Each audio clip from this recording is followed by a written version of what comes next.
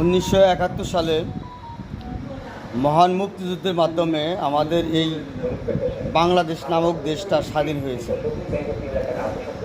তো 1971 সাল থেকে 2024 সাল পর্যন্ত দেশ কি আসলে স্বাধীন ছিল, এর একটা প্রশ্ন। হ্যাঁ, দেশ স্বাধীন ছিল, বাংলাদেশ নামক একটা ভূখণ্ডও স্বাধীন ছিল, কিন্তু মানুষ কখনোই স্বাধীন ছিল না। এই দেশের অর্ধেক জনগণ গোলামীর জিনজিরে আবদ্ধ ছিল, আর অর্ধেক জনগণ স্বাধীনতা ভোগ করছে।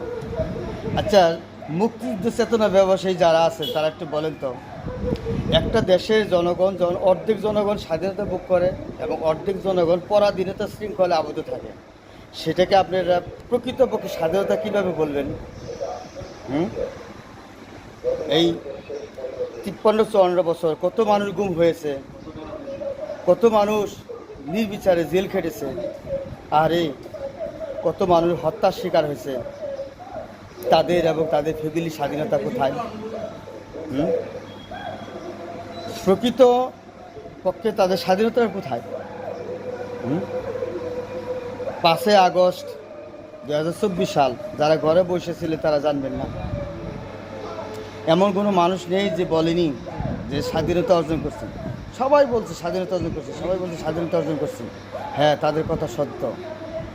ওই দিনকার যারা দেশে অর্ধেক মানুষ গোলামের জিনজিরে আবদ্ধ ছিল, পরাধীন ছিল, তারা কিন্তু 5 আগস্ট 2024 সালে স্বাধীনতা অর্জন করছে।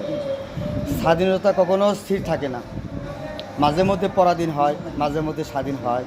প্রত্যেকটা জিনিসেই সত্যতা আছে। যারা স্বাধীনতার ব্যবসায়ী আছেন তারা বলেন তো, যারা গুম হয়েছে, যারা খুন হয়েছে, তাদের কোথায় স্বাধীনতা? তাদের ফ্যামিলির স্বাধীনতা কোথায়?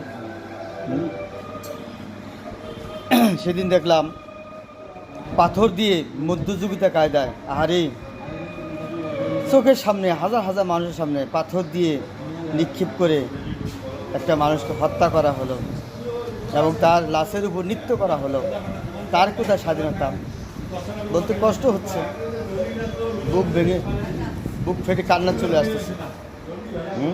কালকে দেখলাম চান্দারা হাজার হাজার মানুষের সামনে একটা সাংবাদিকের গলা কেটে হত্যা করলো। তার কোথায় স্বাধীনতা? আরে কি অবস্থা! হাজার হাজার মানুষ দেখতেছে, কিছু করার নেই। 5 হাতের লাঠি প্রস্তুত করতে হবে, সন্ত্রাসীরা 10 জন আসলে 50 জন রুখে দিতে হবে।